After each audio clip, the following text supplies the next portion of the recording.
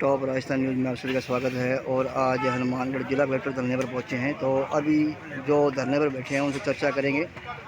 और जो सुनने में आया है 2019 की चिट्ठी, वो क्या है उसके बारे में पूछेंगे अपने सीताराम जी डुगरिया, जो कि चूरू से पधारे हैं आज, तो उनसे चर्चा करते हैं। हाँ सर, जैसे कि अभी जो सुनने में आ रहा है 2019 की चिट्ठी, सर उसका कारण क्या है, उसका मतलब क्या है? देखिए, पिछले 2011 के अंदर ऐसा ही मामला एक चिट्ठी निकालकर दिल्ली में एक अधिकारी बैठा था एक वर्ग का, और उसने एसटी आयोग में एक कागज पहुंचा दिया 2011 में, और एक घोषित रोक लग गई जी। 2015 में उस रोक को हटवाया, तब जाके राजस्थान में धानका जाति के प्रमाण पत्र जारी होने शुरू हुए। फिर 9/8/2019 को जी सामाजिक न्याय एवं अधिकारिता विभाग में एक वर्ग के विशेष के अधिकारियों के दबाव में अखिल अरोड़ा, जो प्रमुख शासन सचिव है, उसने एक चिट्ठी जारी कर दी कि राजस्थान में धानका और धानका जाति की सत्यता की जांच की जाए। एक ऐसा फरमान जारी कर दिया। जब देश आज़ाद हुआ 1950 में, उस टाइम में भारत में आबू रोड के अंदर, राजस्थान के अंदर धानका जाति को एसटी में माना गया था। 1976 में लोकसभा में एक संविधान संशोधन लाया गया। उस संविधान संशोधन में संपूर्ण राजस्थान में निवास करने वाली धानका जाति को अनुसूचित जनजाति का दर्जा दिया गया।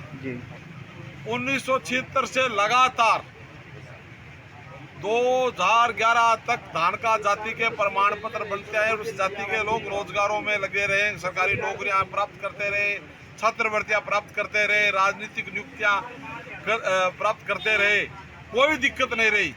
2011 में अशोक गहलोत की सरकार दबाव में आकर एक जाति के लोगों के लिए और धानका जाति के जाति प्रमाण पत्रों पर एक रोक लगवा दी, एक घोषित रोक। उसकी वजह से 3 साल तक धानका जाति के लोग उस में भटके। फिर 2019 में फिर अशोक गहलोत की अल्पमत की सरकार एक जाति विशेष के लोगों के दबाव में आकर ऐसी चिट्ठी निकाल दी, और 6 साल से धानका जाति के लोग आज दर की ठोकरें खाने को मजबूर है। इनके बच्चे रोजगार प्राप्त नहीं कर पा रहे हैं, इनके बच्चे शिक्षा ग्रहण नहीं कर पा रहे, इनके बच्चे गवर्नमेंट की अन्य योजनाओं का लाभ नहीं प्राप्त कर पा रहे हैं। ऐसी निक्रमी अशोक गहलोत की सरकार ने आदेश जारी किया। आज गंगानगर और हनुमानगढ़ जिले का यहाँ हनुमानगढ़ कलेक्ट्रेट के बाहर धरना चल रहा है। मैं प्रशासन को इस बात की जानकारी चाह रहा हूँ कि अगर हनुमानगढ़ और गंगानगर में धानका जाति के लोग नहीं है, तो 18 निर्वाचित अनुसूचित जनजाति एसटी कोटे से पार्षद निर्वाचन कौन करवाया, और कैसे 18 निर्वाचित पार्षद हो गए? यहाँ नगर पालिका में 2 में चेयरमैन रहे एसटी कोटे से। आज कृषि मंडी का चेयरमैन भी धानका जाति का एसटी कोटे से है। तो जब गंगानगर हनुमानगढ़ में एसटी आप बता ही नहीं रहे हो, तो फिर ये निर्वाचित लोग कहाँ से आ गए एसटी में? जी। आज मैं जिला कलेक्टर को इस धरना स्थल से एक बात कहना चाह रहा हूँ कि समय रहते आप धानका जाति के जाति प्रमाण पत्र जारी करने का आदेश फरमाए, वरना पूरे गंगानगर हनुमानगढ़ की जिले की मंडियां धानका जाति के लोग जाम करेंगे, हाईवे जाम करेंगे। इसकी समस्त जिम्मेवारी जिला प्रशासन की होगी।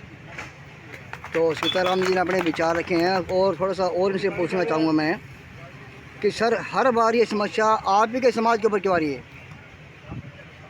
देखिए, इस समाज में राजनीतिक जागृति के अभाव में जनप्रतिनिधि कम है। विधानसभा में हमारा प्रतिनिधि नहीं होने की वजह से हमारी आवाज़ वहाँ सही तरीके से नहीं उठाई जा सकती, और जो जाति हमारा विरोध करती है उस जाति के 26 विधायक निर्वाचित है, और वो लोग एक शोषणवर्ती तरीके से इस जाति के लोगों के साथ कुठाराघात कर रहे हैं। सर, आप ये मेरे को ये बताओ, जब भी मान लो राजस्थान में कोई मुख्यमंत्री बनता है जिसके 22 विधायक हो या चाहे 25 हो, 33 हो, जो विधायक धानका समाज का फैसला करेंगे, क्या वही मान्य होगा? बिल्कुल। ये जो चिट्ठी जारी हुई है 9/8/19 को जी, वो बिल्कुल संविधान के विपरीत दिशा में चिट्ठी जारी की है। संवैधानिक अधिकार प्राप्त है लोकसभा में संविधान संशोधन होकर दानका जाति को एसटी में माना गया है और ये संविधान की खुलेआम एक धज्जिया उड़ाने का काम हो रहा है। और अब जल्द ही कल मुख्यमंत्री जी के यहाँ गंगानगर हनुमानगढ़ से भारतीय जनता पार्टी के जितने भी निर्वाचित विधायक और विधानसभा चुनाव में प्रत्याशी रहे, लोकसभा चुनाव में प्रत्याशी रहे, आदरणीय राजेंद्र सिंह राठौड़ जो पूर्व नेता प्रतिपक्ष है, उनके नेतृत्व में मुख्यमंत्री जी के संज्ञान में यह विषय लाया गया है और जल्द से जल्द इसका समाधान हो जाएगा। तो सर आपके साथ कौन कौन है सर?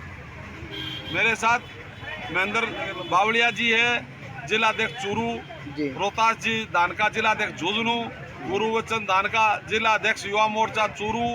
हम लोग आए हैं चूरू से चलकर और इस धरने का समर्थन करने।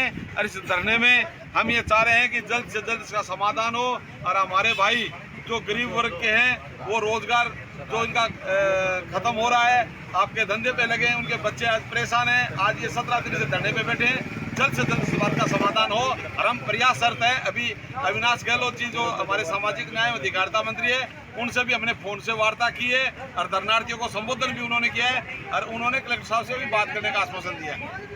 ठीक है सर, अब बात करते हैं महेंद्र जी बावलिया से। हाँ सर, सर आपका नाम?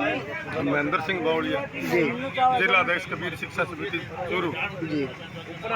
तो सर ये धरना लगा हुआ है सर, इसके बारे में कुछ कहोगे आप? ये जो धरना है मेरे से पूर्व सीताराम जी ने सारी विस्तार से जानकारी दे दी है जी। मैं तो प्रशासन को इस बात से धरना स्थल की ओर से अवगत करवाना चाहता हूँ कि हनुमानगढ़ और गंगानगर जिले के दानका समाज के लोगों ने जो 17 दिन से ये धरना दे रखा है, इनका जल्द से जल्द निस्तारण ये सरकार नहीं करती है जी। तो आज हम इस मंच के माध्यम से इस सरकार को ये अवगत कराना चाहते हैं कि पूरे राजस्थान में चक्का जाम की स्थिति उत्पन्न होगी और उसकी पूरी जिम्मेवारी प्रशासन की। तो अभी आगे और अपने चलते हैं। गुरु बताया गया हमें, गुरु दानका जो दानका समाज युवा मोर्चा के अध्यक्ष भी हैं, तो अभी चर्चा करते हैं। हाँ सर, नमस्कार।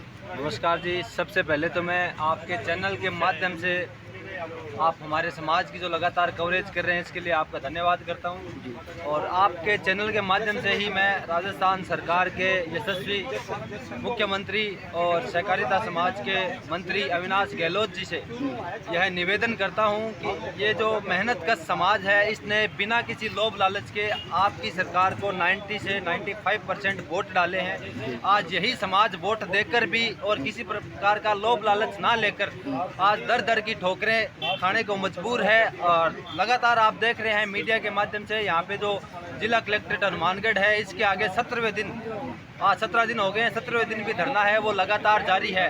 17 दिन धरना लगने का मतलब सीधा सीधा और स्पष्ट है कि जो जिला प्रशासन और सरकार है वो हमारी जो मांगों को वो एकदम से दरकिनार करने का काम कर रही है और किसी प्रकार से अपना ध्यान आकर्षण नहीं कर रही है। लेकिन आपके चैनल के माध्यम से मैं उनको सीधे तौर पर ये बताना चाहता हूँ कि यही लोग धरने से कब सड़कों पे आ जाएंगे इसका सरकार को एहसास भी नहीं होगा। इसलिए सरकार हमारे समाज की जो सभी ये जो SC ST प्रमाण पत्र की मांग है, इसको जल्द से जल्द अपने संज्ञान में लेकर और प्रमाण पत्रों पर लगी रोक को हटाने का काम करे। 90% वोट और लगभग इस समाज ने 90% वोट, इस जो वर्तमान में प्रदेश की सरकार है भाजपा की, भारतीय जनता पार्टी को 95% वोट डाले हैं। तो आज सरकार का और प्रदेश की पार्टी का ये कर्तव्य बन जाता है कि इस समाज को वो साथ लेकर चले और इसकी जो विकास में जो बाधक बन रहे हैं, जैसे प्रमाण पत्रों की समस्या है, वर्गीकरण की समस्या है, वो भी साथ में सरकार इनको ध्यान में रखकर इन लोगों को अपने साथ में लेकर चले। सरकार में पूरा प्रतिनिधित्व इन दानका समाज के लोगों को दे, यही मैं सरकार से गुजारिश करता हूं। धन्यवाद। तो सर मैं आपसे ये और कहना चाहूँगा, क्या हर बार कुर्बानी और हर बार जो मान लो जाति प्रमाण पत्र की समस्या है, क्या आपके समाज को देखनी पड़ेगी? नहीं देखनी पड़ेगी। जाति प्रमाण पत्र की समस्या है, आज से पहले की स्थितियां और थी और अपनी समाज की स्थितियां भी आज से पहले कमज़ोर थी, लेकिन धीरे धीरे अपना समाज इकट्ठित भी हो रहा है, संगठित भी हो रहा है और एक भी हो रहा है। वो ताकत अपने को एक अपना जो ये आगे डिसीजन आएगा सरकार का, तो ये परमानेंट सॉल्यूशन होगा। ये ऐसी समस्याएं अपने को बार बार नहीं देखनी पड़ेगी। सरकार से अपन इस समस्या का समाधान इस तरीके से करवाएंगे कि भविष्य में चाहे सरकार कांग्रेस की आए या बीजेपी की आए, लेकिन अपने जो अधिकार हैं उनके साथ में कोई कुठाराघात नहीं कर सके, ऐसी व्यवस्था की हम मांग राजस्थान सरकार से करेंगे। ठीक है, अभी आपने देखा है और हर शहर से लोग पहुँचे हैं, रावसर से भी लोग पहुँचे हैं, जैसे कि पूरन धानका और पीड़ीबंगा से मोहनलाल चौरा और बिक्की धानका, राजेश धानका और जितने भी अपने समाज के लोग हैं सभी यहाँ पे पहुँचे हैं। तो एक और सज्जन हमारे सामने हैं, उनसे पूछ लेते हैं। हाँ सर,